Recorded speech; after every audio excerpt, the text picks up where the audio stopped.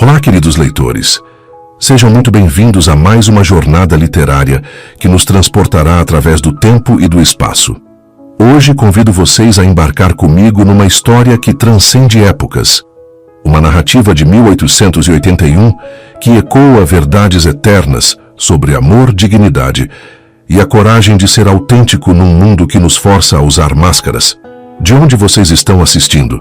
Comentem aqui embaixo de qual cidade, estado ou país vocês são. Adoro conhecer minha audiência e saber como nossas histórias viajam pelo mundo. Agora, permitam-me abrir as cortinas do tempo. Ano de 1881. Estância, Bahia Azul, Patagônia, Argentina. O inverno mais rigoroso em décadas cobria a vastidão patagônica com seu manto de gelo e silêncio, onde destinos se entrelaçariam como os fios de uma tapeçaria tecida pelo próprio tempo. O amanhecer de março chegou como uma lâmina fria cortando a escuridão do quarto. Isadora Echeverria despertou com o coração já pesado, pressentindo que algo havia mudado durante a noite. O silêncio da casa familiar era diferente. Não o silêncio do sono, mas o vazio deixado por uma ausência. Seus pés descalços tocaram o chão gelado quando se levantou para verificar o quarto ao lado. A cama de Celeste estava intacta, as cobertas ainda dobradas com perfeição. Sobre o travesseiro, uma carta com a letra apressada de sua irmã mais nova. Perdoe-me, Isadora. Não consigo casar com um homem que não amo. Fui encontrar meu destino longe daqui. O vestido de noiva pendurado no armário parecia uma sentença. Renda marfim, trabalhada à mão pelas freiras do convento, uma herança que deveria selar a união entre as famílias Echeverria e Del Solar. Agora era apenas um fantasma de seda e esperanças desfeitas. A mãe de Isadora apareceu na porta, os olhos vermelhos de choro contido. Ela nos abandonou, filha. O casamento é hoje, e sem ele, a voz se quebrou. As dívidas de seu pai, a hipoteca da fazenda. Aurélio Del Solar não aceitará o cancelamento. Ele é conhecido por sua dureza. Isadora sabia o que não estava sendo dito. Conhecia as histórias sobre o homem com quem Celeste deveria se casar. Aurélio Del Solar, o estanceiro mais temido da região, dono de terras que se estendiam até onde a vista alcançava. Diziam que seus olhos verdes tinham a frieza do gelo eterno e que sua palavra era lei absoluta em seus domínios. Você deve tomar o lugar dela, sussurrou a mãe, as palavras caindo como gotas de chumbo derretido. Você é a mais velha, tem direito ao sacrifício.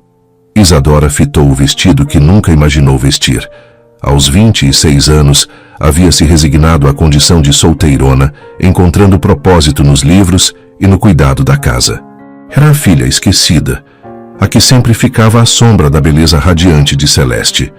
Ele perceberá que não sou ela, murmurou, mas sua voz já carregava a aceitação do inevitável. O véu cobrirá seu rosto até o momento dos votos. Depois, a mãe não completou a frase, mas ambas sabiam que depois seria tarde demais para voltar atrás. O vestido escorregou por seu corpo como água fria. As mangas de renda abraçaram seus braços com a delicadeza de uma promessa não cumprida. No espelho, Isadora viu o reflexo de uma mulher que estava prestes a desaparecer, substituída por uma versão fabricada de si mesma. O véu pesado cobriu seus cabelos castanhos, escondendo o rosto que em algumas horas seria revelado a um estranho que esperava receber outra mulher. Isadora respirou fundo, saboreando talvez os últimos momentos em que ainda era ela mesma. Lá fora, a carruagem aguardava sob a neve que começava a cair, cada floco como uma lágrima gelada do céu. O vento uivava entre as árvores nuas, como se a própria natureza lamentasse o que estava por vir. Como uma mulher poderia entregar sua identidade em troca da salvação de sua família? E que tipo de homem esperava por ela nas terras geladas da Patagônia? A capela de Santa Rosa erguia-se solitária no alto da colina, seus muros de pedra escura contrastando com o branco imaculado da neve. Ciprestes centenários montavam guarda ao redor do pequeno templo, seus galhos retorcidos pelo vento patagônico como dedos artríticos apontando para o céu cinzento. A tormenta havia se intensificado durante a viagem, e quando a carruagem finalmente parou diante da capela, Isadora mal conseguia distinguir as silhuetas que aguardavam. O O vento açoitava o véu contra seu rosto, como se tentasse arrancá-lo antes da hora. Através da renda escura, ela vislumbrou uma figura imponente à entrada da capela. Alto, vestido inteiramente de negro, Aurélio del Solar parecia ter sido esculpido na mesma pedra sombria do edifício. Mesmo à distância, Isadora podia sentir a intensidade de seu olhar. 2 pontos verdes brilhando como estrelas frias na tempestade. O sacerdote, um homem pequeno e nervoso, fazia gestos apressados para que a cerimônia começasse. Além dele, apenas alguns criados, um escrivão e 2 testemunhas compunham a assembleia. Não havia música, não havia flores, apenas o som do vento fustigando as vidraças da capela como um presságio sombrio. Isadora caminhou pelo corredor central, cada passo ecoando no silêncio sagrado. Suas mãos tremiam não apenas pelo frio, mas pelo peso da mentira que carregava. A cada metro que se aproximava do altar, sentia como se estivesse enterrando mais profundamente a mulher que sempre fora. Aurélio del Solar não tirou os olhos dela durante toda a caminhada. Havia algo perturbador naquele olhar, não exatamente hostilidade, mas uma intensidade que parecia querer decifrar segredos através do véu. Isadora rezou silenciosamente para que a renda fosse espessa o suficiente para esconder não apenas seu rosto, mas sua alma apavorada. Quando finalmente chegou ao altar, o homem ao seu lado irradiava uma presença que parecia preencher todo o espaço. Era mais alto do que havia imaginado, com ombros largos que falavam de anos trabalhando a terra. Suas mãos, quando pegaram as dela para os votos, eram ásperas, mas firmes, mãos que conheciam tanto a delicadeza necessária para plantar, quanto a força para domar. Aceita por esposa Celeste Echeverria, para amá-la e respeitá-la todos os dias de sua vida? A voz do padre parecia vir de muito longe. Aceito. A voz de Aurélio era grave, ressoando como um trovão distante. Quando chegou a vez de Isadora responder, sua voz saiu como um sussurro quase inaudível. Aceito. O momento do beijo nupcial chegou com a inevitabilidade de uma avalanche. Aurélio ergueu as mãos para levantar o véu e Isadora fechou os olhos, preparando-se para o momento em que sua farsa seria descoberta. Mas ele apenas tocou levemente seus lábios com os dele. Um beijo casto, formal, que durou apenas o tempo necessário para cumprir o ritual. Quando abriu os olhos, viu que ele a observava com uma expressão indecifrada. Por um momento, pareceu que algo havia mudado em seu olhar, mas a luz vacilante das velas tornava difícil ter certeza. Está feito, declarou o padre, sua voz quase perdida no uivo do vento. A tormenta atingiu seu ápice quando saíram da capela.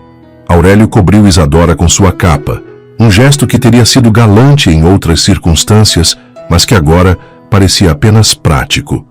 Durante a viagem até a estância, ele permaneceu em silêncio, olhando pela janela da carruagem para a paisagem branca que se estendia infinitamente. Isadora estudou seu perfil no reflexo do vidro. Havia uma beleza severa naquele rosto, uma harmonia entre força e refinamento que falava de linhagem nobre. Mas era a expressão de seus olhos que a intrigava, como se carregasse segredos tão pesados quanto os dela. A estância Bahia Azul emergiu da tempestade como um navio fantasma navegando no mar branco. A casa principal, de pedra e madeira, estendia-se majestosa contra o céu escuro. Torres de observação flanqueavam a construção, e um pórtico imponente prometia abrigo contra os elementos. Mas que tipo de abrigo encontraria ali uma mulher vivendo sob uma identidade que não era sua?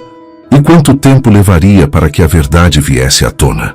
O hall da estância Bahia Azul exalava um aroma de madeira envelhecida e cera de abelha. Tapeçarias pesadas adornavam as paredes, retratando cenas de caça e paisagens patagônicas. Um fogo crepitava na lareira de pedra, lançando sombras dançantes que pareciam dar vida aos retratos dos antepassados del Solar. Aurélio caminhou direto para a biblioteca, onde um cálice de vinho tinto o esperava sobre uma mesa de mogno. Apenas então se virou para Isadora, que permanecia parada no centro do hall, ainda envolvida em sua capa de casamento. Pode retirar o véu agora, disse ele, sua voz ecoando no espaço amplo. Estamos em casa. As palavras carregavam uma estranha formalidade, como se fossem estranhos cumprindo um protocolo social. Isadora hesitou por um momento, sabendo que aquele seria o instante da verdade. Com mãos trêmulas, ergueu o véu e deixou que escorregasse pelos seus cabelos. O silêncio que se seguiu pareceu durar uma eternidade. Aurélio estudou seu rosto com a mesma intensidade com que um escultor examina um bloco de mármore, procurando as linhas ocultas da obra que pretende criar. Seus olhos verdes percorreram cada traço. Os olhos castanhos onde Celeste tinha azuis, os cabelos mais escuros, a expressão mais serena onde sua irmã carregava uma vivacidade inquieta. Você não é Celeste Echeverria, disse finalmente. Não como uma pergunta, mas como uma constatação. Isadora sentiu o chão se mover sob seus pés. Começou, mas a voz morreu em sua garganta. Celeste tem uma marca de nascença no pescoço, do lado esquerdo. E seus olhos tinham a cor do céu de verão. Aurélio deu um passo à frente, sem hostilidade, mas com uma curiosidade quase científica. Quem é você? A confissão brotou de Isadora como água de uma represa rompida. Sou Isadora Echeverria, irmã de Celeste. Ela fugiu durante a noite. Nossa família enfrentaria a ruína se o casamento não se realizasse. Eu tomei o lugar dela.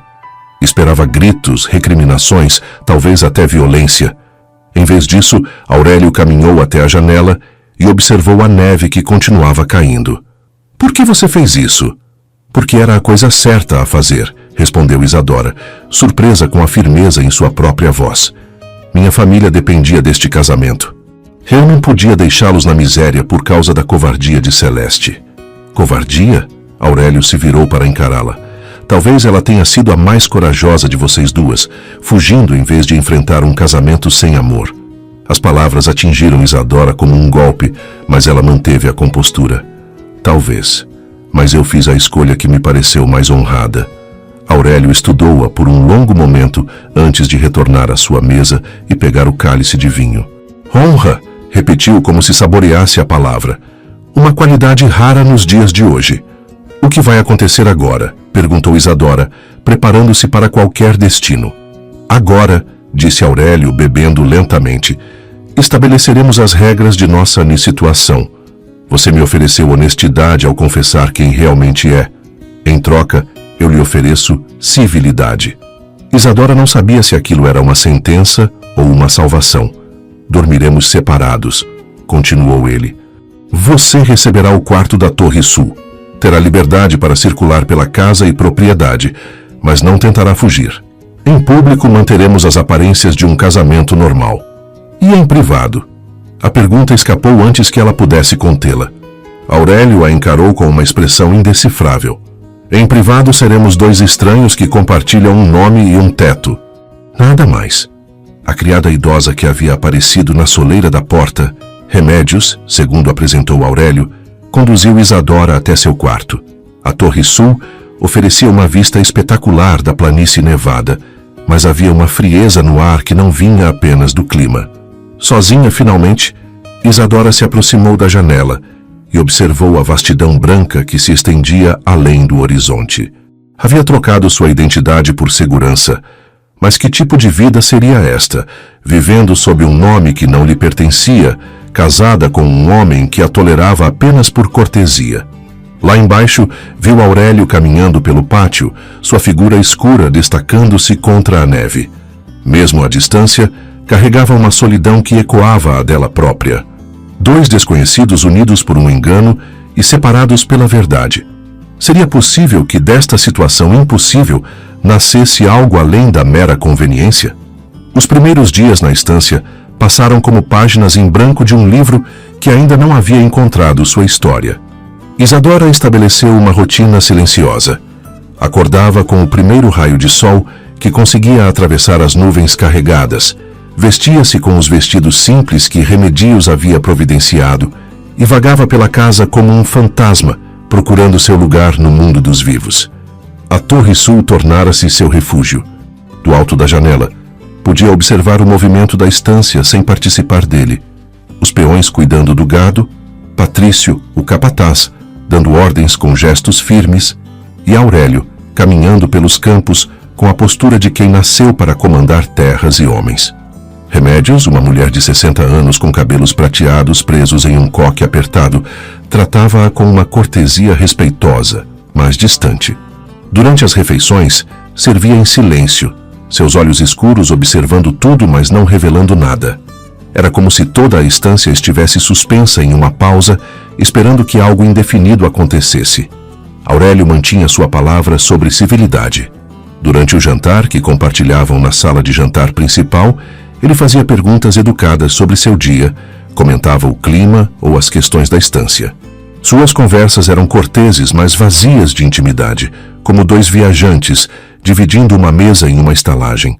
Foi durante uma dessas refeições silenciosas que Isadora percebeu detalhes que havia perdido nos primeiros dias. A casa, por toda sua grandeza, carregava sinais de negligência. Cortinas desbotadas pelo sol, móveis que precisavam de polimento, objetos quebrados abandonados em cantos escuros. Era como se a vida tivesse se retirado gradualmente daqueles cômodos, deixando apenas a estrutura vazia de uma residência. "Posso perguntar sobre a rouparia?", disse ela numa quinta-feira, quando o silêncio do jantar se tornara particularmente opressivo. Aurélio ergueu os olhos do prato. "O que sobre ela?" "Vi que há pilhas de lençóis e toalhas sem reparo. Se me permite, eu poderia organizá-las." Ele a estudou por um momento. "Não é necessário. Remédios cuida da casa." "Claro", respondeu Isadora, mas havia notado que Remédios, por toda a sua dedicação, estava sobrecarregada, cuidando sozinha de uma propriedade tão vasta. Na manhã seguinte, Isadora encontrou-se caminhando até a rouparia, mesmo sem permissão. O aroma de lavanda e alecrim impregnava o ar, mas as pilhas desarrumadas contavam uma história de anos de negligência. Ela começou separando as peças que precisavam de reparo, suas mãos encontrando um ritmo familiar no trabalho. Estava concentrada remendando um lençol de linho quando Aurélio apareceu na porta. Ele ficou observando em silêncio por vários minutos, antes de falar. "Não lhe dei permissão para mexer nessas coisas." Isadora não parou de costurar. Não deu. "Por que está fazendo isso?"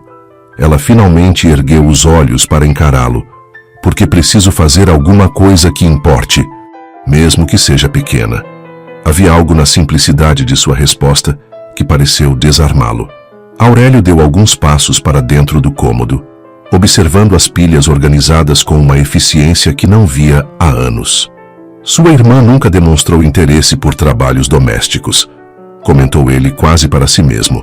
"Celeste sempre achou que esse tipo de trabalho estava abaixo dela", respondeu Isadora, uma pontada de tristeza colorindo sua voz. "Eu sempre achei que havia dignidade em cuidar das coisas." Aurélio permaneceu ali por mais alguns momentos, antes de sair sem dizer mais nada. Mas naquela noite, durante o jantar, ele não a repreendeu pela rouparia. Era um pequeno progresso, mas progresso mesmo assim. Os dias seguintes estabeleceram um novo padrão. Isadora acordava cedo e cuidava de pequenos reparos pela casa. Remendava cortinas, organizava a despensa, polida móveis esquecidos. Não era um trabalho que lhe fora ordenado, mas algo que ela escolhia fazer. Uma forma de reivindicar um espaço naquele mundo onde era apenas uma intrusa. À noite, descobriu a biblioteca de Aurélio. Prateleiras altas carregadas de livros em espanhol, inglês e francês, volumes sobre agricultura, história, literatura. Ela pegava emprestado discretamente obras de filosofia e poesia, devolvendo-as sempre ao lugar exato onde as havia encontrado. Foi assim que ele a encontrou numa noite, sentada numa poltrona de couro lendo Persuasão de Jane Austen, à luz de uma vela. "Esse é um dos meus favoritos", disse ele da porta. Isadora quase derrubou o livro. "Perdão, eu não pensei que você se importaria." "Não me importo." Aurélio caminhou até a lareira e atiçou o fogo. Faz tempo que esses livros não têm companhia. Era a primeira vez que ele demonstrava algo além de cortesia fria. Isadora fechou o livro cuidadosamente. "É uma história sobre segundas chances", disse ela. "Sim", concordou ele, olhando para as chamas. "É sobre pessoas que descobrem que nem sempre recebemos o que esperamos, mas às vezes recebemos o que precisamos." Seria aquela conversa na biblioteca o primeiro fio de uma conexão real sendo tecida entre dois corações que haviam se resignado à solidão? A carta chegou numa manhã de abril, entregue por um mensageiro que cavalgara 3 dias através da tempestade. Aurélio a leu em sua biblioteca, a lareira crepitando baixinho enquanto seus olhos percorriam as linhas escritas com a caligrafia apressada de Celeste. Querido Aurélio, quando esta carta chegar às suas mãos, já saberá que não fui eu quem disse sim ao altar. Minha irmã Isadora tomou meu lugar porque eu não tive coragem de enfrentar um casamento arranjado. Sei que pode parecer cruel, mas acredite, não foi por desrespeito a você, mas por conhecer minha própria natureza. Isadora é diferente de mim. Onde eu sou tempestade, ela é calmaria. Onde eu busco paixão, ela encontra contentamento na simplicidade. Talvez tenha recebido quem merece mais do que quem foi prometido. Ela é daquelas mulheres que sabem ficar, enquanto eu sempre soube apenas partir. Não peço perdão por minha escolha, mas espero que encontre na companhia dela algo que eu jamais poderia ter oferecido. Celeste Echeverria. Aurélio dobrou a carta lentamente, os dedos traçando as bordas do papel, como se pudesse extrair mais verdades das palavras. Havia uma honestidade brutal na confissão de Celeste, que ecoava a mesma qualidade que havia reconhecido em Isadora. Naquela tarde, encontrou Isadora no pequeno quarto anexo à cozinha, onde Emílio, um dos peões mais jovens, jazia com febre. O rapaz de 17 anos havia contraído uma pneumonia trabalhando no frio, e Remédios estava sobrecarregada com suas outras obrigações. Isadora estava sentada ao lado da cama, passando um pano úmido na testa do jovem. Suas mangas estavam arregaçadas, e havia uma concentração gentil em seus movimentos que falava de um cuidado nascido da compaixão, não do dever. Como ele está? Perguntou Aurélio da porta. A febre diminuiu durante a tarde, respondeu ela sem levantar os olhos do paciente. Mas vai precisar de cuidados constantes pelos próximos dias. Aurélio observou-a trabalhar. Havia uma naturalidade em seus gestos, uma paciência que vinha de genuína preocupação pelo bem-estar do rapaz. Remédios havia comentado que Isadora passara a noite anterior ali, verificando a temperatura de Emílio de hora em hora. Você não precisa fazer isso, disse ele. Remédios pode cuidar dele. Ela já tem trabalho demais, respondeu Isadora, finalmente olhando para ele. E eu gosto de me sentir útil. Havia uma melancolia em sua voz que tocou algo profundo no peito de Aurélio. Ela não estava cuidando do rapaz por obrigação, mas porque encontrava propósito em aliviar o sofrimento alheio. Celeste escreveu, disse ele abruptamente. As mãos de Isadora pausaram sobre a testa de Emílio. O que ela disse? Que talvez eu tenha recebido quem merece mais do que quem foi prometido. O rubor que subiu pelas faces de Isadora era quase imperceptível na luz dourada da vela, mas Aurélio notou. Celeste sempre foi generosa com palavras, murmurou ela. E você? É generosa apenas com ações? A pergunta pairou no ar entre eles. Isadora voltou sua atenção para Emílio, mas Aurélio percebeu o tremor quase invisível em suas mãos. Ações são mais confiáveis que palavras, disse ela finalmente. Palavras podem mentir, ações revelam quem realmente somos. Aurélio permaneceu ali por mais alguns minutos, observando-a cuidar do rapaz com uma dedicação que não esperava encontrar. Quando finalmente se retirou, parou na porta e olhou para trás. Isadora, disse ele, usando seu nome verdadeiro pela primeira vez. Ela ergueu os olhos, surpresa. Obrigado por cuidar dele. Mais tarde naquela noite, quando Aurélio fez sua ronda final pela estância, encontrou Isadora ainda no quarto de Emílio, adormecida na cadeira ao lado da cama.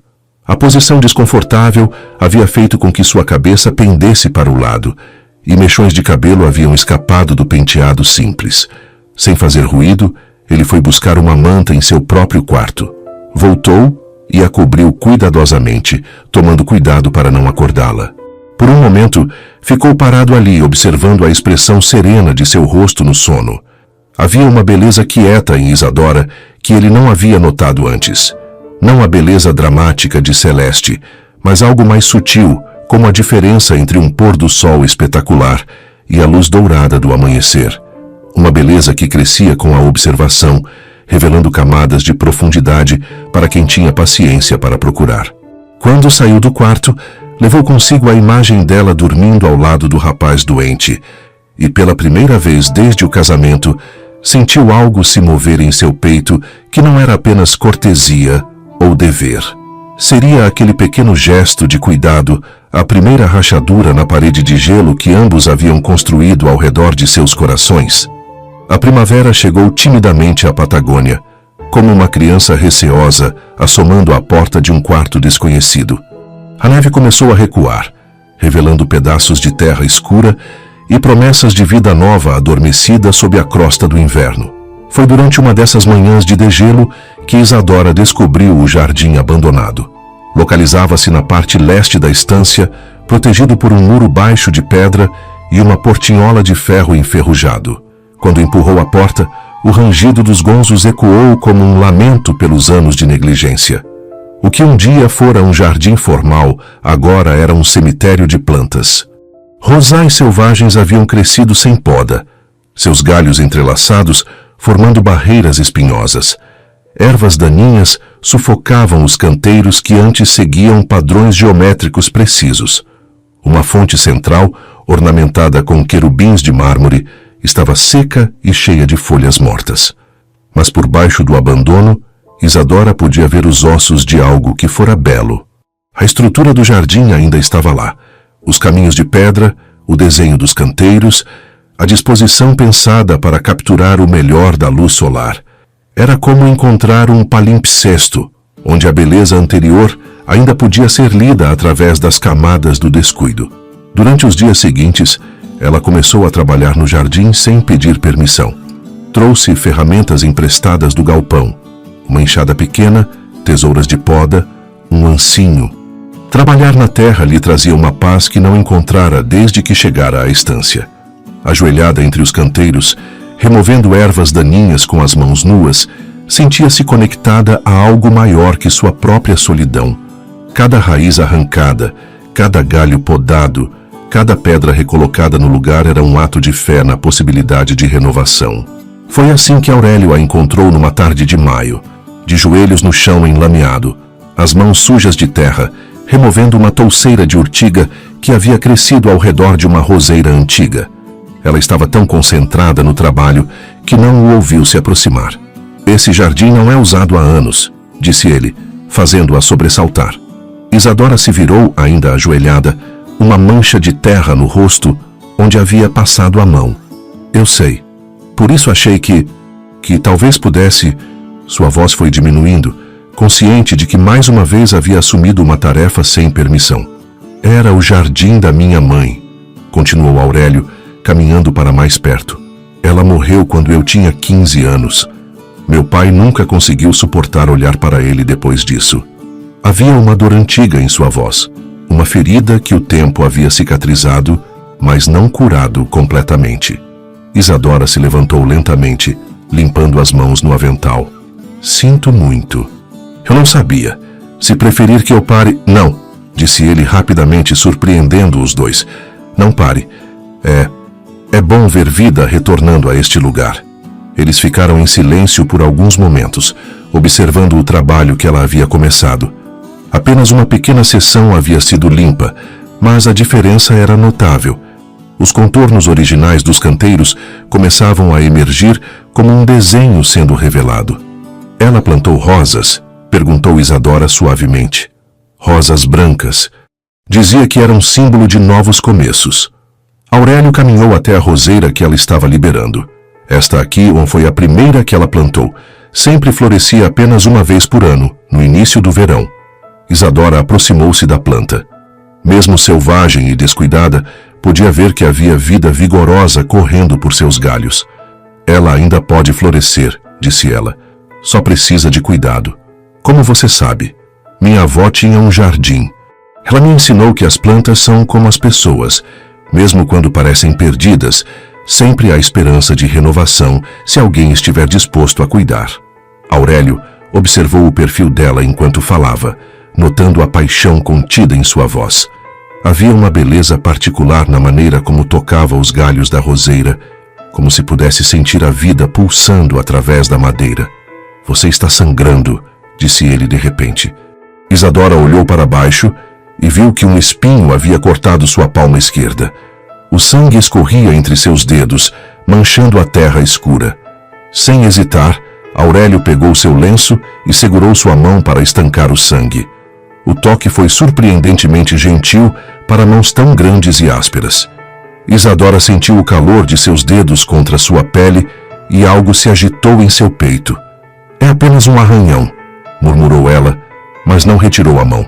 Feridas pequenas podem ser as mais perigosas, respondeu ele, seus olhos encontrando os dela pela primeira vez com algo além de cortesia. Por um momento, pareceu que o mundo havia parado. A brisa carregava o aroma de terra úmida e promessas de primavera. O sangue na mão de Isadora havia parado de fluir, mas Aurélio ainda segurava seus dedos entre os seus. Era Isadora quem deveria se afastar primeiro, mas foi Aurélio quem soltou sua mão abruptamente, como se tivesse despertado de um transe. Remedios pode cuidar disso direito, disse ele, sua voz retornando ao tom formal de sempre. Claro, respondeu ela, consciente de que algo havia mudado naqueles poucos segundos de contato. Quando ele se afastou, Isadora ficou sozinha no jardim, observando o lenço ensanguentado em sua mão. Era apenas um pedaço de pano, mas carregava o calor e o aroma dele, uma intimidade involuntária que fez seu coração acelerar. Um toque acidental havia plantado uma semente de possibilidade, mas flores nascidas em solo incerto resistiriam às tempestades que ainda estavam por vir? O exemplar de persuasão apareceu sobre a mesa de seu quarto numa manhã de junho, sem explicação nem bilhete. Isadora o encontrou ao voltar do jardim, onde havia passado a manhã podando os galhos mortos da roseira antiga. O livro estava aberto na página onde Anne Elliot refletia sobre segundas chances e amores que florescem no tempo certo. Não havia dúvida de quem o havia deixado ali. Era o mesmo volume que ela vira Aurélio lendo na biblioteca algumas noites antes, com marcas nas margens e páginas dobradas nos cantos, sinais de um livro amado e relido muitas vezes. Durante o jantar daquela noite, Isadora não mencionou o presente e nem ele, mas havia uma compreensão silenciosa entre eles, uma conversa sendo mantida através de gestos não ditos. Quando ela comentou sobre o progresso no jardim, ele escutou com atenção genuína. Quando ele falou sobre os preparativos para a esquila das ovelhas, ela fez perguntas inteligentes que mostravam real interesse. Emílio havia se recuperado completamente da pneumonia, e sua gratidão por Isadora era evidente em cada sorriso e aceno quando a via. O jovem havia começado a ajudá-la no jardim durante as horas vagas, carregando pedras pesadas e cavando buracos para novos plantios. A senhora deu vida nova àquele lugar, disse Remédio certa manhã, enquanto preparavam o pão juntas na cozinha.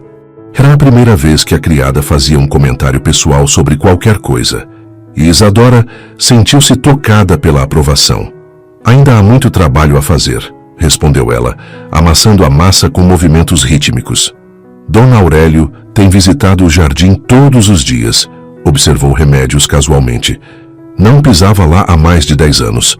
A informação fez o coração de Isadora acelerar, mas ela manteve a expressão serena. É natural que queira acompanhar o progresso. Foi tudo que Remédios disse, mas havia um sorriso sapiente em seus olhos. Na tarde daquele mesmo dia, Isadora estava regando os canteiros quando ouviu passos se aproximando. Virou-se esperando ver Emílio, mas era Aurélio que caminhava pela trilha de pedras, carregando algo em suas mãos. Trouxe isso para você, disse ele, estendendo um pequeno vaso de cerâmica. Dentro, uma muda de lavanda exibia suas folhas verde-acinzentadas. Pensei que poderia gostar. Era um gesto simples, mas carregado de significado. Ele havia pensado nela, escolhido algo especialmente para ela, tomado o tempo para trazê-lo pessoalmente. É linda, disse Isadora, recebendo o vaso com cuidado. Onde devo plantá-la? Onde você achar melhor, o jardim é seu agora. As palavras carregavam mais peso do que pareciam na superfície. Não era apenas sobre o jardim. Era sobre pertencimento, sobre ter um lugar que era seu em um mundo onde ela havia chegado como intrusa. Eles plantaram a lavanda juntos, Aurélio cavando o buraco, enquanto Isadora preparava as raízes. Trabalhavam em silêncio confortável, suas mãos ocasionalmente se esbarrando quando passavam ferramentas um para o outro. Minha mãe dizia que lavanda era para proteção, comentou ele enquanto cobria as raízes com terra. E para atrair felicidade. Sua mãe era uma mulher sábia. Era. Aurélio se levantou limpando as mãos na calça. Acho que ela teria gostado de você. Era a coisa mais pessoal que ele havia compartilhado desde que se conheceram, e Isadora sentiu uma onda de emoção que a surpreendeu. Por que acha isso? Porque você vê beleza onde outros veem apenas trabalho. Como ela. Naquela noite, Isadora encontrou outra surpresa. Uma rosa branca em sua almofada, com caule longo e pétalas perfeitas. Ainda havia gotas de orvalho em suas folhas, indicando que havia sido colhida recentemente. Levou a flor até a janela e observou o jardim iluminado pela lua cheia. A roseira que ela havia estado cuidando erguia-se no centro do canteiro principal, e mesmo à distância, podia ver que havia botões se formando em seus galhos. No dia seguinte encontrou Patrício trabalhando perto do jardim, e não conseguiu resistir à curiosidade. A roseira velha, ela costuma florescer? Perguntou. O capataz, um homem de poucas palavras, parou seu trabalho e olhou para a planta. Uma vez por ano, no auge do verão, sempre uma única rosa, branca como a neve. Ele a observou por um momento. Dom Aurélio deve ter cortado a primeira para a senhora. Isadora sentiu o calor subir por seu pescoço. Primeira? Sim. Quando estava saindo para verificar o gado esta manhã, vi ele no jardim cortando algo da roseira. Primeira vez em anos que vejo aquela planta dar sinal de vida. O coração de Isadora bateu mais forte. A rosa não havia sido um impulso casual. Aurélio havia saído de sua rotina para ir ao jardim, havia escolhido cuidadosamente o presente, havia quebrado uma tradição de anos para lhe dar a primeira flor daquela roseira especial. Naquela tarde, enquanto trabalhava no jardim, encontrou uma pequena placa de madeira enterrada perto da roseira. Quando a limpou, pôde ler a inscrição gravada: em memória de Helena del Solar, que plantou beleza onde encontrou apenas terra. Pela primeira vez desde que chegara à estância, Isadora sentiu lágrimas brotarem em seus olhos. Não de tristeza, mas de uma emoção complexa que misturava gratidão, esperança e algo que ainda não ousava nomear. Uma rosa branca havia sido oferecida, símbolo de novos começos e amor puro. Mas seria suficiente para florescer uma paixão verdadeira no coração de dois seres que haviam aprendido a se proteger atrás de muros de cautela. A primeira tempestade de setembro chegou sem aviso, transformando a tarde aprazível num caos de vento e chuva. Isadora estava na biblioteca quando os primeiros trovões ecoaram pela casa, fazendo as janelas tremerem em suas molduras. Aurélio apareceu na porta pouco depois, os cabelos úmidos e a camisa manchada de chuva. As criadas estão fechando as janelas do andar superior, disse ele. Esta parte da casa é mais segura durante tempestades. Era a primeira vez que ficavam sozinhos na biblioteca desde aquela noite em que ela o encontrara lendo. A lareira estava acesa, lançando um brilho dourado sobre as estantes carregadas de livros, criando uma atmosfera de intimidade involuntária. Você não precisa ficar aqui se não quiser, disse Isadora, consciente de que estava invadindo seu espaço pessoal.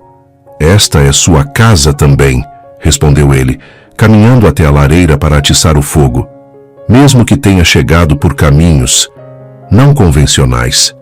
Havia algo diferente em sua voz, uma suavidade que não estava presente em suas conversas habituais.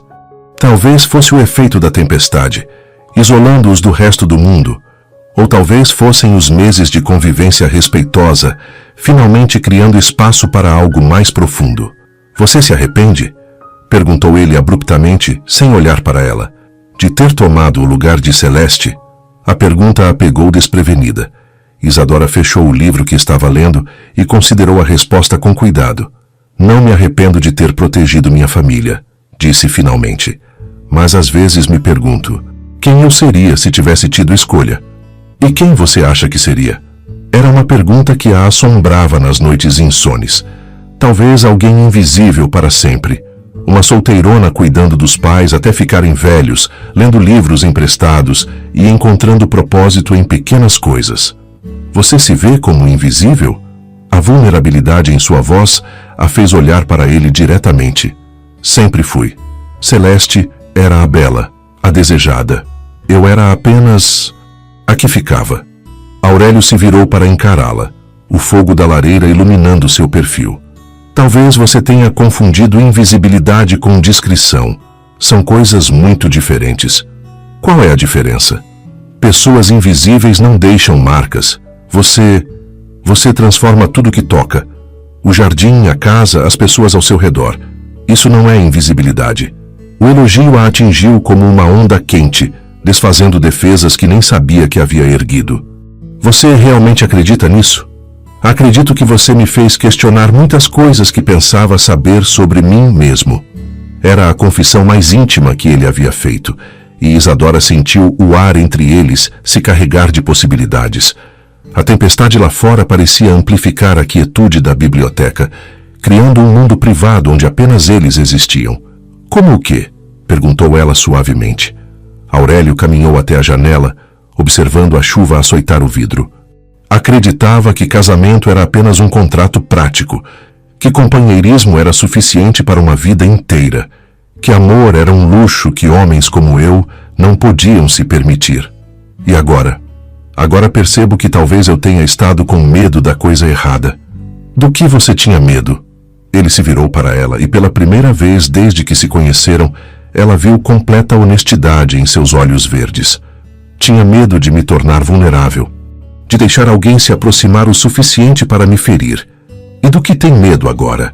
Agora tenho medo de que seja tarde demais para mudar, de que tenha desperdiçado tanto tempo mantendo distância que não saiba mais como deixar alguém se aproximar. A chuva continuava batendo contra as janelas, mas para Isadora, o som havia se tornado música de fundo para uma revelação que mudava tudo. Levantou-se da poltrona e caminhou até ele, parando a apenas alguns passos de distância. Não é tarde demais, disse ela, sua voz apenas um sussurro. Nunca é tarde demais para escolher ser corajoso. Por um momento, eles se olharam em silêncio, o espaço entre eles carregado de tensão e possibilidade. A luz da lareira dançava em seus rostos, criando sombras que pareciam contar histórias de todas as palavras não ditas e todos os gestos contidos. Isadora, disse ele, seu nome soando diferente em seus lábios, carregado de uma ternura que ela nunca havia ouvido antes. Sim, você não é quem eu esperava encontrar no altar naquele dia. Eu sei, mas talvez você seja exatamente quem eu precisava encontrar. A confissão pairou entre eles como uma ponte delicada, esperando para ver se ela seria atravessada ou se desmoronaria sob o peso de suas próprias possibilidades. Na segurança da biblioteca, protegidos pela tempestade do mundo exterior, dois corações começavam finalmente a admitir a verdade que vinha crescendo silenciosamente entre eles. Mas seria coragem suficiente para transformar uma união forçada em uma escolha verdadeira? O barulho de cascos galopando chegou numa manhã de outubro, quando o ar finalmente carregava promessas de primavera verdadeira. Isadora estava no jardim, admirando os botões que se formavam na roseira de Helena, quando o som a fez olhar para a estrada que serpenteava pela planície. Uma carruagem se aproximava em velocidade perigosa, deixando uma nuvem de poeira em seu rastro. Mesmo à distância, havia algo na urgência daquela chegada que fez um frio percorrer sua espinha. Aurélio apareceu ao seu lado, atraído pelo mesmo som. Seus olhos se estreitaram quando reconheceu a carruagem. Um veículo alugado, não uma das carruagens familiares da região. Você está esperando alguém? Perguntou ele. Não, respondeu Isadora, mas seu coração já suspeita quem poderia estar naquela carruagem. Quando o veículo finalmente parou diante da casa principal, a porta se abriu antes mesmo que o cocheiro pudesse descer. Celeste Echeverria emergiu numa avalanche de saias amarrotadas e cabelos desalinhados, seus olhos azuis percorrendo a propriedade com uma mistura de desespero e determinação. Estava muito diferente da jovem radiante que havia fugido meses antes. Sua pele estava pálida, havia círculos escuros sob seus olhos e suas roupas, embora ainda elegantes, mostravam sinais de viagem difícil e recursos limitados. Isadora! Gritou ao ver a irmã correndo em direção ao jardim, com uma urgência que fez Isadora se alarmar. O abraço que Celeste lhe deu foi desesperado, como de alguém que se afoga agarrando-se a uma tábua de salvação. Oh, minha irmã, você não imagina como estou feliz de te ver. Isadora correspondeu ao abraço, mas por cima do ombro de Celeste, seus olhos encontraram os de Aurélio. Havia uma tensão em seu rosto que ela não conseguia decifrar. Surpresa, irritação, talvez até mesmo uma pontada de ciúme. Celeste, o que está fazendo aqui? Perguntou suavemente, afastando a irmã para poder estudar seu rosto. Eu cometi erros terríveis, Isadora. Preciso de ajuda. Os olhos de Celeste se encheram de lágrimas genuínas. Não tenho mais ninguém a quem recorrer. Foi então que ela pareceu realmente notar Aurélio pela primeira vez. Seus olhos se arregalaram ao reconhecê-lo, e uma mistura complexa de emoções passou por seu rosto. Culpa, embaraço e talvez uma pontada do charme automático que sempre usara com homens. Aurélio, disse ela, fazendo uma reverência desajeitada. Eu sei que não tenho o direito de estar aqui depois do que fiz. De fato não tem, respondeu ele, sua voz cortante como gelo. Explique-se. A história saiu aos pedaços, entre lágrimas e pausas para respirar. Celeste havia fugido com um tenente do exército, um homem casado que havia prometido deixar a esposa para ficar com ela. Eles haviam ido para Buenos Aires, onde ele a instalara num pequeno apartamento e lhe comprara roupas e joias. Eu pensei que estava vivendo um grande romance, sussurrou Celeste, as lágrimas escorrendo por suas faces. Acreditei em todas as suas promessas. Mas após 3 meses, o tenente havia desaparecido uma noite, levando consigo as joias mais valiosas e deixando apenas uma nota fria, explicando que voltara para sua família. Celeste se viu sozinha, sem dinheiro, com dívidas crescentes e proprietários impacientes. Tentei trabalhar, juro que tentei, continuou ela, mas uma mulher em minha situação. As únicas oportunidades disponíveis eram... Sua voz morreu, mas a implicação era clara. Como chegou até aqui? Perguntou Aurélio, seu tom ainda frio, mas sem a dureza inicial. Vendi as últimas peças que me restavam para pagar a passagem. E agora... Ela olhou desesperadamente para Isadora. Há homens me procurando. Credores. Alguns do tipo que não aceita desculpas. Isadora sentiu o coração se partir pela irmã, mas também uma pontada de medo. A situação de Celeste era perigosa não apenas para ela, mas potencialmente para todos na estância. Você pode ficar, disse Isadora antes que Aurélio pudesse falar, mas com condições. O alívio no rosto de Celeste foi palpável. Qualquer coisa, irmã. Qualquer coisa. Você ficará no sótão da casa dos criados, não no quarto principal, não como convidada especial. Ajudará com os trabalhos da casa e respeitará as regras de Aurélio. Celeste assentiu vigorosamente, mas Isadora percebeu o flash de irritação que passou por seus olhos ao ouvir sobre o sótão. E mais importante, continuou Isadora, sua voz ganhando uma firmeza que surpreendeu até ela mesma. Você não causará problemas entre mim e meu marido. Esta é minha casa agora, e essas são minhas regras. A palavra marido carregava um peso novo quando Isadora a pronunciou, uma reivindicação que não havia estado lá antes. Aurélio a olhou com surpresa e talvez um toque de orgulho. Claro, claro, murmurou Celeste. Mas havia algo em seus olhos que sugeria que a submissão seria apenas temporária. Naquela noite, durante o jantar, a presença de Celeste mudou completamente a dinâmica da mesa. Ela tentou retomar seu charme natural, fazendo perguntas sobre a estância, elogiando a comida de remédios, comentando sobre as melhorias que Isadora havia feito na casa. Mas havia algo calculado em sua performance, como se estivesse testando as águas, procurando por rachaduras na estrutura que Isadora e Aurélio haviam construído. É fascinante como você se adaptou tão bem aqui, Isadora, disse ela num certo momento, seu sorriso não alcançando completamente seus olhos. Sempre pensei que você não fosse aventureira o suficiente para a vida no campo. Às vezes descobrimos forças que não sabíamos que tínhamos, respondeu Isadora calmamente. Sim, especialmente quando não temos escolha, replicou Celeste, e havia uma picada sutil em suas palavras. A chegada de Celeste havia perturbado o equilíbrio delicado que Isadora e Aurélio vinham construindo. Conseguiria seu amor nascente sobreviver ao teste de ter o passado literalmente batendo à sua porta? A carta chegou numa manhã nublada de novembro, entregue discretamente por um menino da vila, que partiu antes que alguém pudesse fazer perguntas.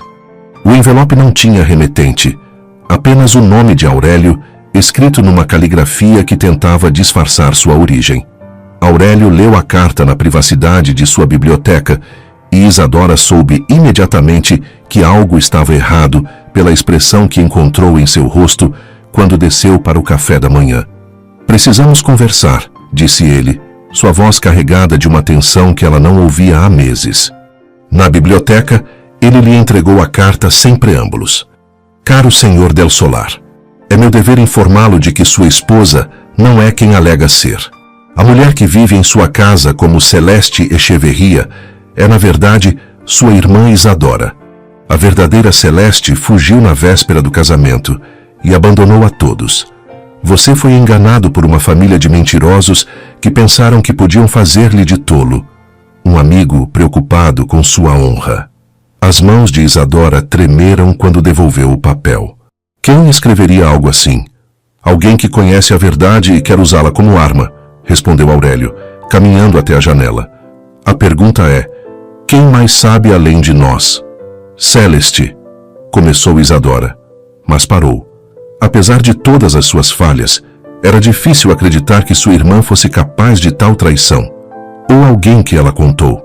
Aurélio se virou para encará-la, e pela primeira vez em semanas, havia distância em seus olhos. Isadora, isso muda tudo. Por quê? A pergunta saiu mais defensiva do que ela pretendia. Você já sabia quem eu era. Nada mudou entre nós. Nada mudou entre nós, mas agora outra pessoa sabe, e se chegou uma carta, outras podem vir.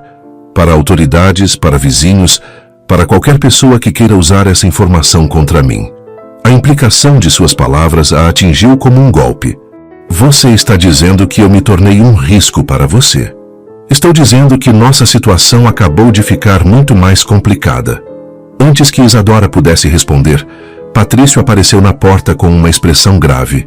Dom Aurélio, tem um homem aqui que quer falar com o senhor. Diz que é sobre um assunto urgente relacionado ao seu casamento. O homem que esperava na sala principal era Esteban Reinaldi, um fazendeiro menor da região, que havia cortejado Celeste sem sucesso 2 anos antes. Era um homem magro, de olhos pequenos e bigode bem aparado, conhecido por sua avareza e por guardar rancores. Aurélio, disse ele com um sorriso oleoso, que bom vê-lo. E esta deve ser sua esposa. A maneira como disse a palavra esposa deixou claro que ele sabia exatamente quem ela era. O que você quer, Esteban? Perguntou Aurélio, sua voz perigosamente baixa. Apenas verificar o bem-estar de uma velha amiga. Esteban sorriu para Isadora com malícia mal disfarçada. Celeste sempre foi especial para mim. Fico feliz em saber que ela finalmente se estabeleceu tão adequadamente. Diga o que veio dizer e vá embora, ordenou Aurélio. Muito bem. Recebi informações interessantes sobre a identidade de sua esposa. Informações que, tenho certeza, interessariam muito às autoridades da província, considerando que casamento fraudulento é crime grave. Isadora sentiu o sangue gelar em suas veias, mas Aurélio deu um passo à frente, sua presença física ameaçadora. Você está acusando minha esposa de fraude? Não estou acusando ninguém, disse Esteban, retrocedendo levemente. Apenas oferecendo minha discrição, em troca de uma compensação adequada. Era chantagem pura e simples. Esteban queria dinheiro em troca de manter silêncio sobre a identidade de Isadora. Saia da minha propriedade, disse Aurélio, sua voz tão fria que quase congelava o ar. Agora. Pense bem, Aurélio. Uma palavra minha e toda a província saberá que você foi feito de tolo por 2 mulheres. Sua reputação, seus negócios, tudo pode ruir. Saia! O grito de Aurélio ecoou pela casa inteira. Esteban saiu rapidamente. mas não antes de lançar um último olhar malicioso para Isadora. Quando ficaram sozinhos, o silêncio era ensurdecedor. Aurélio caminhava de um lado para outro como um animal enjaulado, enquanto Isadora permanecia imóvel, processando a magnitude do que havia acontecido. Ele vai espalhar a história de qualquer forma, disse ela finalmente. Provavelmente. Então temos que nos antecipar. Isadora respirou fundo, tomando uma decisão que mudaria tudo. Vou contar a verdade para todos na estância, agora mesmo. Isadora, não? Sim, se vai sair de qualquer forma que seja da minha boca, com minhas palavras. Naquela tarde, Isadora reuniu todos os trabalhadores da estância no pátio principal. Remedios, Patrício, Emílio, os vaqueiros, as criadas. Todos se juntaram em semicírculo, curiosos sobre a convocação inusitada. Com a voz firme, ela contou a verdade completa. Quem ela realmente era, por que havia tomado o lugar de Celeste, como havia enganado a todos por meses. Não omitiu nada, não tentou justificar suas ações além dos fatos simples. Quando terminou, o silêncio foi total. Então, para sua surpresa, foi Emílio quem quebrou o quieto. A senhora cuidou de mim quando estava doente, disse ele alto o suficiente para todos ouvirem. Não importa que nome usa, é uma boa pessoa. Um por um, outros começaram a se manifestar. Remedios falou sobre como Isadora havia trazido vida de volta à casa. Patrício mencionou as melhorias que ela havia feito. Outros falaram sobre pequenas gentilezas que haviam recebido dela. Finalmente, Aurélio subiu os degraus da varanda para ficar ao lado dela. Isadora Echeverria é minha esposa, declarou, sua voz carregando autoridade absoluta. É a senhora de Bahia Azul, e qualquer pessoa que questione isso questionará a mim diretamente. O apoio público foi esmagador, mas Isadora sabia que a batalha real estava apenas começando. Esteban não desistiria facilmente, e agora a verdade estava solta no mundo. A verdade havia sido revelada, mas seria a coragem de enfrentá-la suficiente para proteger o amor que havia crescido na escuridão do engano? E que preço teriam que pagar pela honestidade? As semanas seguintes à revelação pública passaram numa tensão contida, como se toda a estância estivesse prendendo a respiração, esperando pela tempestade que poderia ou não vir. Esteban Reinaldi não havia aparecido novamente, mas sua ameaça pairava sobre eles como uma nuvem de tormenta no horizonte.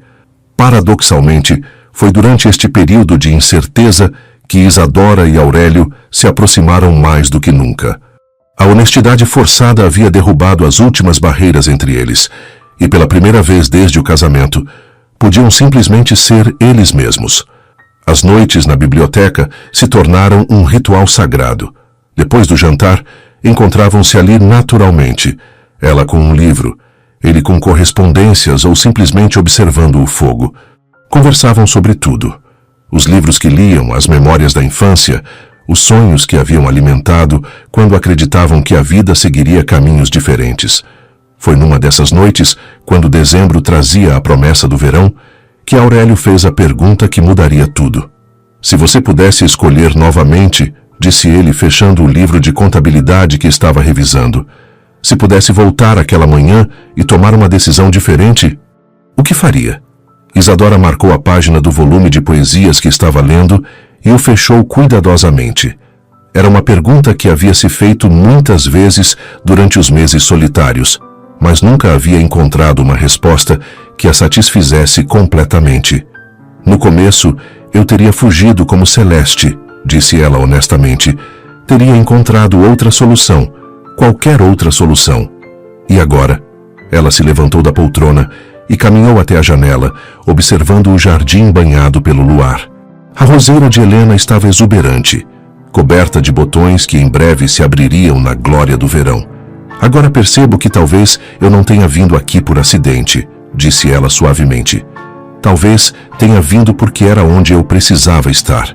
Aurélio se levantou também, aproximando-se dela, até ficarem lado a lado diante da janela.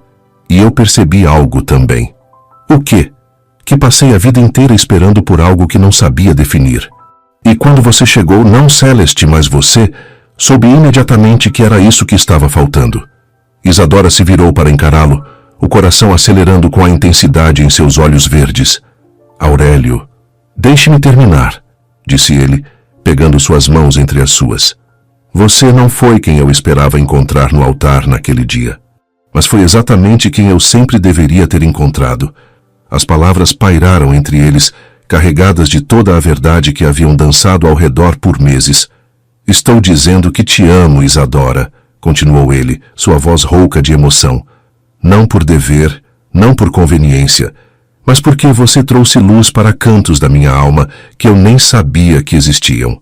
A confissão foi como uma represa se rompendo. Isadora sentiu lágrimas brotarem em seus olhos, não de tristeza, mas de uma alegria tão pura que doía. Eu também te amo, sussurrou ela, as palavras saindo como uma oração. Amo sua força e sua gentileza, sua seriedade e os momentos raros quando você sorri. Amo quem eu me tornei quando estou com você. O beijo que se seguiu não foi como o beijo casto da cerimônia de casamento. Foi um encontro de almas que finalmente se permitiram reconhecer a verdade que havia estado crescendo entre elas desde o primeiro olhar verdadeiro. Quando se separaram, permaneceram abraçados, as testas encostadas, respirando o mesmo ar, compartilhando o mesmo espaço que agora parecia sagrado. Casa comigo, disse Aurélio, e embora a frase parecesse absurda, considerando que já eram casados, Isadora entendeu perfeitamente o que ele queria dizer. Casa comigo de verdade desta vez, continuou ele. Não por dever ou necessidade, mas por escolha, porque nos escolhemos mutuamente. Sim, respondeu ela sem hesitação.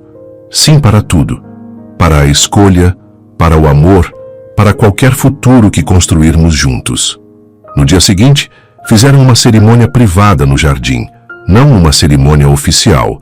Eles já eram legalmente casados, mas um ritual pessoal para marcar o momento em que sua união se transformou de obrigação em celebração. Patrício e Remédios serviram como testemunhas, e Emílio trouxe flores do campo para decorar o espaço ao redor da roseira de Helena. Celeste, que havia observado a crescente proximidade entre eles com uma mistura de ciúme e genuína felicidade pela irmã, também estava presente. Aurélio havia preparado uma pequena surpresa. Quando a cerimônia informal chegou ao fim, ele se ajoelhou ao lado da roseira e plantou uma nova muda, outra rosa branca, espelho da original. Para marcar este dia, disse ele, fincando uma pequena estaca de madeira ao lado da planta. E para lembrar que às vezes as coisas mais belas crescem quando menos esperamos. Isadora leu a inscrição gravada na estaca. A mulher que não esperei, mas que sempre devia encontrar. Dezembro de 1881. Naquela noite, pela primeira vez desde que se conheceram, dormiram no mesmo quarto. Não o quarto da Torre Sul, que havia sido o refúgio de Isadora, nem o quarto principal, que pertencera apenas a Aurélio, mas um novo espaço que transformaram juntos, um lugar que era verdadeiramente deles. O amor havia finalmente encontrado sua voz e sua coragem. Mas em um mundo onde o passado tinha o poder de destruir o presente, seria forte o suficiente para enfrentar qualquer tempestade que ainda estivesse por vir. O verão de 1882 chegou com uma intensidade que espelhava a paixão que havia florescido entre Isadora e Aurélio. O jardim explodiu em cores, as rosas brancas de Helena em seu esplendor, a lavanda perfumando o ar matinal e a nova roseira que haviam plantado juntos, já mostrando seus primeiros botões. Celeste havia encontrado seu lugar na dinâmica da estância, trabalhando na casa e ajudando Remédios com as tarefas mais pesadas. Embora ainda houvesse momentos de tensão, quando sua natureza impulsiva chocava com a ordem que Isadora havia estabelecido, ela parecia genuinamente grata pela segunda chance que lhe fora oferecida. Você mudou, disse ela numa tarde, enquanto ajudavam a dobrar roupas no quintal. Não apenas por fora, mas por dentro. Há uma solidez em você que não estava lá antes. Isadora sorriu pensando na observação. Talvez eu só tenha encontrado onde pertenço. E Aurélio? Ele também mudou. Sorri mais. Ri até. Nunca pensei que veria o dia em que Aurélio Del Solar riria de uma piada de Emílio. Era verdade. O homem severo que havia se casado com ela por obrigação havia se transformado em alguém mais leve, mais disposto a encontrar alegria nos pequenos momentos. Apenas na noite anterior, ela o havia flagrado ensinando Emílio a jogar xadrez. Sua paciência infinita, enquanto o jovem cometia os mesmos erros repetidamente. Mas a felicidade que haviam construído foi testada numa manhã de janeiro, quando um oficial da província chegou à estância com uma ordem de investigação. Recebemos uma denúncia formal, explicou o homem, um capitão de meia-idade com olhos cansados e maneiras burocráticas. Alegações de fraude matrimonial, documentos falsificados, conspiração para enganar autoridades. Esteban Reinaldi havia cumprido sua ameaça, mas de uma forma que nem Isadora nem Aurélio haviam antecipado. Em vez de simplesmente espalhar rumores, ele havia apresentado uma queixa oficial, forçando uma investigação legal que poderia resultar em prisão e anulação do casamento. Precisarei interrogar todos os envolvidos, continuou o oficial. A noiva, o noivo, testemunhas da cerimônia, membros da família. Este é um assunto sério. Durante os 3 dias seguintes, a estância se transformou numa espécie de tribunal improvisado. O oficial conduziu entrevistas meticulosas, examinou documentos, questionou cada pessoa que havia estado presente no casamento. Isadora respondeu a todas as perguntas com honestidade total, não tentando esconder ou minimizar o que havia feito. Sim, ela havia assumido a identidade de sua irmã. Sim, havia enganado o noivo e o sacerdote. Não havia documentos falsificados. Ela simplesmente não havia corrigido a suposição de que era Celeste. Por que fez isso? Perguntou o oficial. Para salvar minha família da ruína financeira, respondeu ela. E porque acreditava que era meu dever. E você não considerou as consequências legais? Considerei apenas as consequências de não fazer nada. O interrogatório de Aurélio foi mais tenso. O oficial claramente esperava encontrar uma vítima indignada, exigindo justiça contra a mulher que o havia enganado. Em vez disso, encontrou um homem que defendia sua esposa com fervor inabalável. Sua esposa o enganou, disse o oficial. Você não se sente traído? Minha esposa me disse a verdade na primeira oportunidade, respondeu Aurélio. Qualquer engano foi temporário e foi corrigido com honestidade total. Mas você não recebeu quem esperava receber. Recebi exatamente quem precisava receber. A simplicidade da resposta pareceu desconcertar o oficial. Era claro que ele havia vindo esperando encontrar um caso direto de fraude, mas estava descobrindo uma situação muito mais complexa. O momento decisivo veio quando o oficial pediu para falar com Celeste. Isadora sentiu o estômago se apertar, sabendo que o testemunho de sua irmã poderia selar seu destino. Celeste entrou na sala com a postura ereta e o queixo erguido, toda sinal de submissão desaparecido. Por um momento, Isadora viu flashes da jovem confiante que sua irmã havia sido antes de suas aventuras desastrosas. É verdade que você deveria ter se casado com o Senhor Del Solar? Perguntou o oficial. É verdade. E por que não se casou? Porque fugi como uma covarde na noite anterior ao casamento. A honestidade brutal da resposta claramente surpreendeu o oficial. E sua irmã tomou seu lugar sem seu conhecimento ou consentimento? Celeste hesitou apenas por um momento antes de responder. Minha irmã fez o que eu deveria ter feito. Ela honrou os compromissos da família quando eu falhei. Se há alguém que deveria ser punido aqui sou eu, não ela. Mas a questão legal permanece. A questão legal, interrompeu Celeste, sua voz ganhando força, é que minha irmã salvou 2 famílias da ruína, criou um casamento que trouxe felicidade genuína a 2 pessoas e transformou uma transação comercial em algo belo. Se isso é crime, então nossas leis estão erradas. O destino de Isadora e Aurélio agora estava nas mãos de um oficial que tinha o poder de destruir tudo o que haviam construído. Seria a força de seu amor suficiente para convencer o mundo de que algumas mentiras servem a verdades maiores. A decisão do oficial veio numa tarde sufocante de fevereiro, quando o ar estava tão parado que até mesmo as folhas das árvores pareciam prender a respiração. Ele havia passado uma semana adicional investigando, enviando telegramas para a capital, consultando precedentes legais. Isadora e Aurélio aguardavam na biblioteca, suas mãos entrelaçadas, preparados para qualquer veredicto. Amanhã havia trazido notícias perturbadoras. Esteban Reinaldi havia sido preso em Ushuaia por falsificação de documentos e tentativa de chantagem contra outros fazendeiros da região. Aparentemente, seu ataque contra eles fazia parte de um padrão maior de comportamento criminoso. Independentemente do que ele disser, murmurou Aurélio, apertando a mão dela, enfrentaremos juntos. E se ele disser que nosso casamento é inválido? Então nos casaremos novamente. Quantas vezes for necessário, em todos os lugares que reconhecerem nossa união. Quando o oficial finalmente chegou, trazia com ele um envelope lacrado, sua decisão oficial, que seria enviada às autoridades da província. Este é um caso único, começou ele, sentando-se na poltrona que Aurélio havia oferecido. Tecnicamente, houve deturpação de identidade. A senhora não era quem alegava ser no momento da cerimônia. O coração de Isadora despencou, mas ela manteve a expressão serena. No entanto, continuou o oficial, não encontrei evidência de intenção criminosa. Não houve documentos falsificados, não houve conspiração planejada para defraudar. Foi uma decisão desesperada tomada para proteger a família, e a verdade foi revelada ao marido imediatamente após a cerimônia. Ele abriu o envelope e retirou um documento oficial. Além disso, o denunciante, Sr. Reinaldi, foi preso por crimes que lançam sérias dúvidas sobre suas motivações ao fazer essa denúncia. Isadora e Aurélio trocaram um olhar rápido, mas permaneceram em silêncio. Por fim, disse o oficial, estudando-os cuidadosamente, encontrei algo que nunca havia visto em meus 20 anos investigando disputas matrimoniais.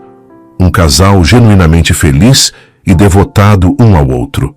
A pausa que se seguiu pareceu durar uma eternidade.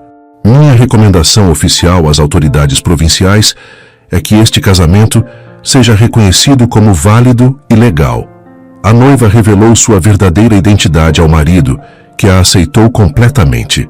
Não houve vítima real, não houve dano causado, e a união resultou em benefício mútuo genuíno. Isadora sentiu as lágrimas brotarem, mas desta vez eram lágrimas de puro alívio. Aurélio se levantou e estendeu a mão para o oficial. Obrigado, disse ele, sua voz rouca de emoção. Obrigado por ver a verdade. A verdade, respondeu o oficial apertando a mão oferecida, é que o amor verdadeiro é raro demais neste mundo para ser destruído por tecnicismos legais. Após a partida do oficial, Isadora e Aurélio caminharam para o jardim em silêncio, precisando de ar fresco e espaço aberto para processar a magnitude do que havia acontecido. A roseira de Helena estava em seu auge, coberta de flores brancas que pareciam flutuar como estrelas terrestres. A nova roseira que haviam plantado também havia florescido, suas flores menores, mas igualmente belas. Acabou, disse Isadora, quase não conseguindo acreditar. Não, respondeu Aurélio, puxando-a para seus braços. Agora está começando de verdade. O beijo que compartilharam foi diferente de todos os anteriores, não nascido da paixão do momento ou da ternura da descoberta, mas da certeza absoluta de que tinham um futuro juntos, livre das sombras do passado. Naquela noite fizeram planos para expandir a estância, planos para viajar juntos, planos para uma família. Pela primeira vez desde que se conheceram, podiam falar do futuro sem medo de que ele lhes fosse arrancado. Há uma coisa que quero fazer, disse Isadora numa pausa de sua conversa. O quê? Quero escrever para minha mãe, contar tudo o que aconteceu, como as coisas se desenvolveram. Ela precisa saber que sua filha é verdadeiramente feliz. Aurélio sorriu beijando sua testa suavemente. E eu quero adicionar uma linha ao final da carta. O que você quer dizer? Quero agradecer a ela por criar uma filha com coragem suficiente para sacrificar sua própria felicidade pela família, mas mais importante, por criar uma filha que soube encontrar a felicidade mesmo quando ela veio disfarçada de sacrifício. A carta foi escrita naquela mesma noite, à luz de velas na biblioteca que havia se tornado o coração de sua vida compartilhada. Quando terminaram, selaram-na juntos, suas mãos tocando enquanto pressionavam o lacre quente. Era mais que uma carta. Era uma declaração de que haviam sobrevivido à tempestade e emergido não apenas intactos, mas transformados em algo mais forte e mais belo do que qualquer um deles havia sonhado ser sozinho.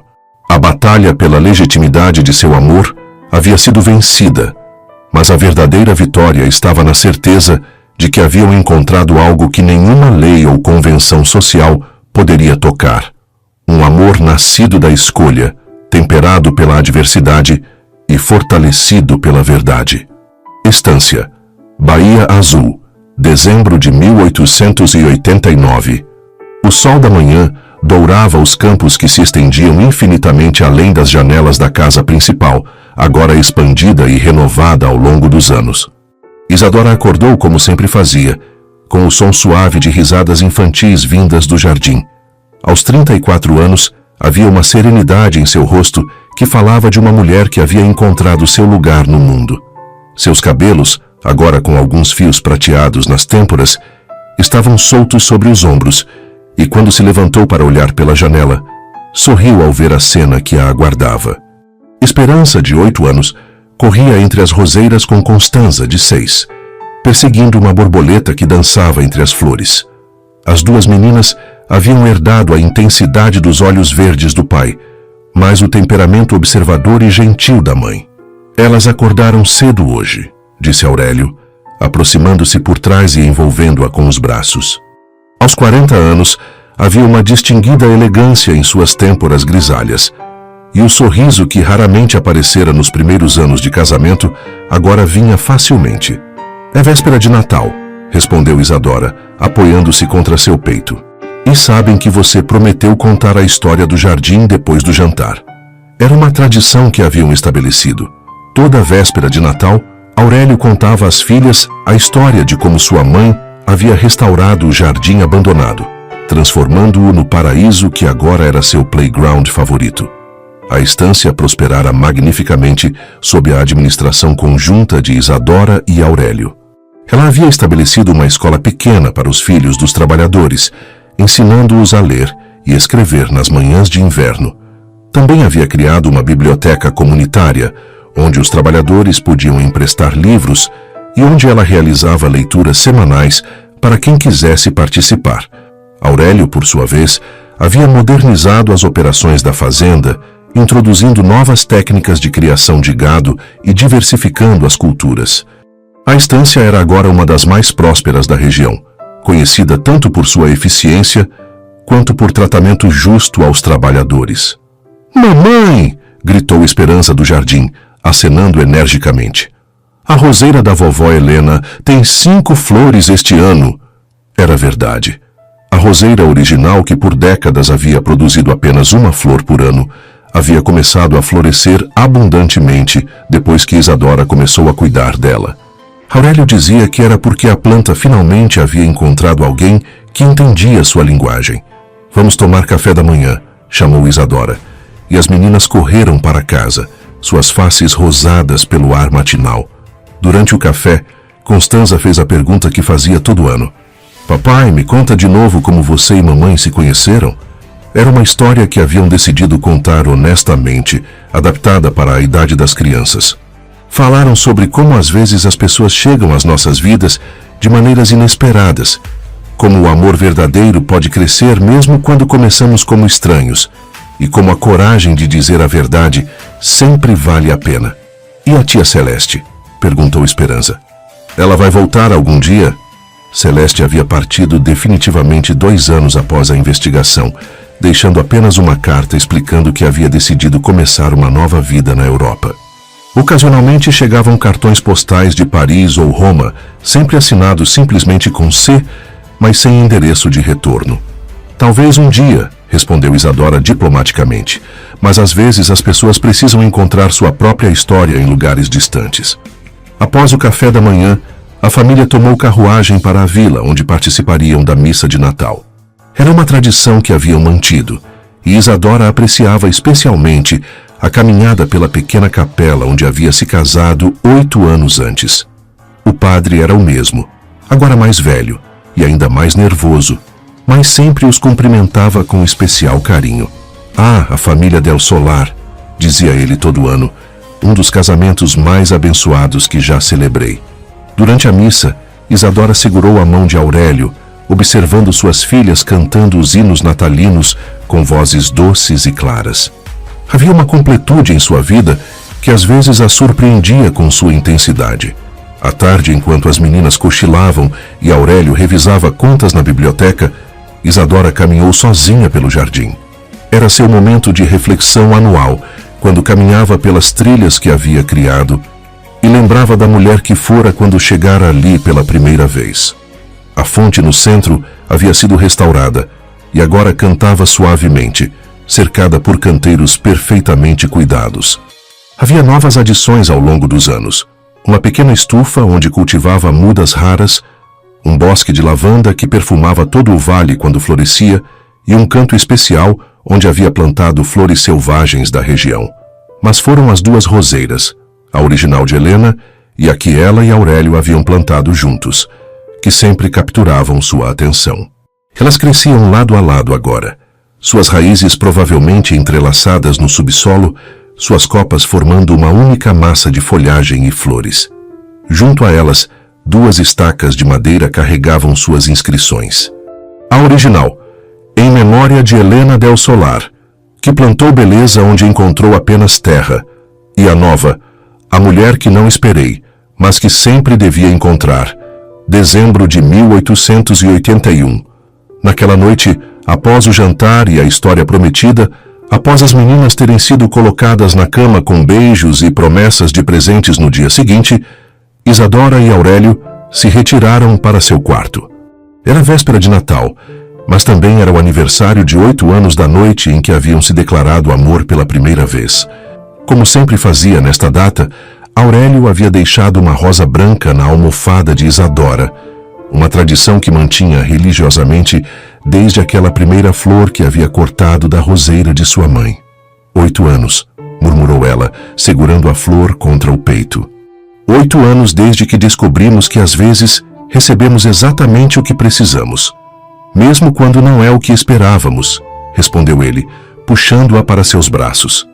Pela janela aberta, podiam ver o jardim banhado pelo luar, as roseiras balançando suavemente na brisa noturna. Em algum lugar da casa, uma das meninas murmurou algo no sono, e Remédios, agora com cabelos completamente brancos, mas ainda governando a cozinha com mão firme, fechou uma porta no andar inferior. Você se arrepende de alguma coisa? Perguntou Aurélio, ecoando a pergunta que havia feito anos antes. De nada, respondeu Isadora sem hesitação. Cada escolha, cada momento de medo, cada instante de felicidade, tudo nos trouxe até aqui. E se pudesse enviar uma mensagem para a mulher que subiu aquelas escadas da capela naquele dia de inverno, o que diria? Isadora pensou por um momento, observando a rosa em suas mãos. Diria para ter coragem, que às vezes os caminhos mais difíceis levam aos destinos mais belos, e que o amor verdadeiro vale qualquer risco que precisamos correr para encontrá-lo. Do lado de fora, como se respondendo às suas palavras, o vento trouxe o perfume das rosas noturnas, misturado com o aroma da lavanda e a promessa de chuva ao amanhecer. Era o perfume da casa, da família, da vida que haviam construído juntos a partir de uma mentira que se transformara na maior verdade de suas vidas. Nas semanas que se seguiriam, chegaria uma carta oficial informando que Esteban Reinaldi havia morrido na prisão, fechando definitivamente o último capítulo de ameaça ao passado deles. A estância continuaria prosperando, as meninas cresceriam fortes e inteligentes, e o jardim floresceria ano após ano, como símbolo vivo de que a beleza pode emergir mesmo das circunstâncias mais difíceis. Mas naquela noite de véspera de Natal de 1889, Isadora e Aurélio simplesmente se abraçaram em silêncio.